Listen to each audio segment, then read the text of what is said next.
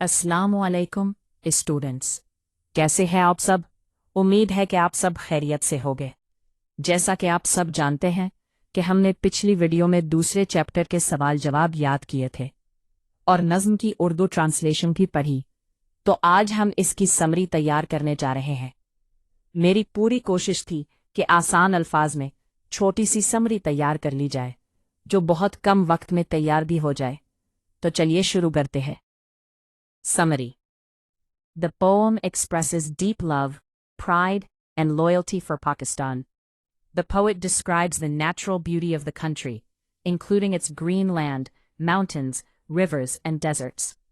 Pakistan is presented as a peaceful and honorable homeland that inspires hope and unity among its people. A homeland is where the heart finds peace.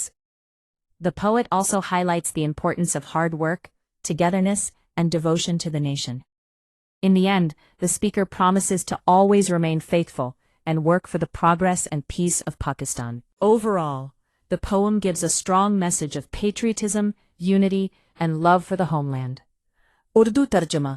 यह नज़्म पाकिस्तान से गहरी मोहब्बत, फ़ख्र और वफ़ादारी को ज़ाहिर करती है। शायर मुल्क की कुदरती खूबसूरती जैसे सरसब्ज़ ज़मीन, पहाड़ों, दरियाओं और सहराओं को बयान करता है। पाकिस्तान को एक पुरमन और बाइज़्ज़त वतन के तौर पर पेश किया गया है, जो लोगों में उम्मीद और इत्तेहाद पैदा करता है।